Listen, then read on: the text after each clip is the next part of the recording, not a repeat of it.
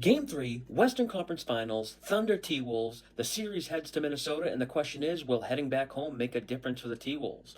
Well, historically, teams down 0-2 heading home has been a profitable spot the last few decades, and recently we've seen this as well, not just with teams down 0-2, but also Game 3 home teams just off a loss. They're 12-3 against the spread the last 15 times. 4 of those wins have been in this year's playoffs alone. But what's interesting is the odds makers are very much aware of this trend with home teams off a loss or being down 0-2.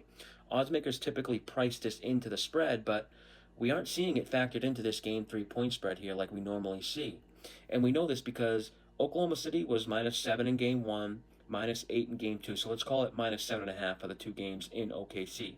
So when you remove home court advantage, which playoff home court advantage is worth 4 points, it gets us OKC -3.5. Then we add the 4 points from Minnesota's home court. This spread in Game 3 should be Minnesota -1 or at a pick'em at the very least, and that's without factoring in the historical situation for home teams off a loss, too. Some sportsbooks actually opened this Game 3 line at OKC -4, but the market quickly corrected that. Sharp bettors will always correct the market when the spread is off by picking off those bad numbers. Now, no question the line value is on the T-Wolves, but it's extremely hard to step in front of this Thunder team right now after how dominant they looked in the first two games. But I do think if Minnesota gets a win in this series, it's here in Game 3. But I'm going to look at another angle to play this one. We know Game 3 home teams down 0-2 or just off a loss is a positive spot, but it's also a really good spot for the home teams in the first half. In the last 20 years, Game 3 home teams down 0-2 are 69% straight up on the money line in the first half. That's 51 wins, 23 losses in the first half. OKC had the Grizzlies down 0-2, and in Game 3 in Memphis, the Grizzlies led by 26 points at halftime. And despite Minnesota getting blown out the first two games of the series, they've been pretty competitive early in these games. They had the lead at halftime last game, so I'm going T-Wolves first half. It's basically a pick the winner spread. I found a +1 on DraftKings, but I also bet -102 on the money line. I don't think the Thunder and SGA are going to get the calls from the refs like they have been. Not that I buy into conspiracy theories or anything, but I do believe the NBA would prefer Minnesota to not get swept than to extend the series. If the league can do anything to extend this series, we might see the T-Wolves get the benefit from the whistle.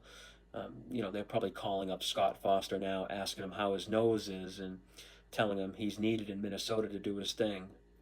For anyone unfamiliar with Scott Foster, he's basically like the NBA's game fixer. As I talked through this, I was thinking about that double result bet I made in the OKC Denver series. That might actually work here. Minnesota first half, OKC full game. Might look into that and see what that price is. Now, our two player props in Game 2 cashed. I talked about the zigzag theory with player props last video. There's a couple players that set up good for this in Game 3. Jalen Williams has been the definition of this zigzag trend. He's always seems to follow up a good game with a bad one, and he's coming off 26-point game. So I like his under. He's also popped up on the injury report with an ankle injury. He's going to play, but makes me like his under points a little bit more here. Now, on the other side, I think we see Julius Randle bounce back.